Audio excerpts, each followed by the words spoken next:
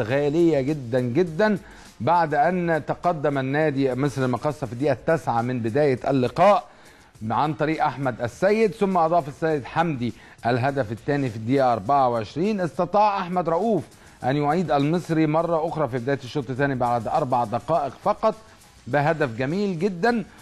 ثم هدف ثالث لسعيد مراد لمصر للمقصة، ثم هدف ثاني للنادي المصري عن طريق حمادة يحيى. وتنتهي أحداث هذا اللقاء الجميل جدا جدا بين مصر المقصة والمصري ضمن لقاءات الأسبوع ال11 للدوري الممتاز موسم 2014-2015. أدي هدف سعيد كمال المميز جدا اللي أحرز به 3 نقاط غالية جدا جدا لمصر المقاصة، ودي هدف حمادة يحيى الثاني لفريق النادي المصري.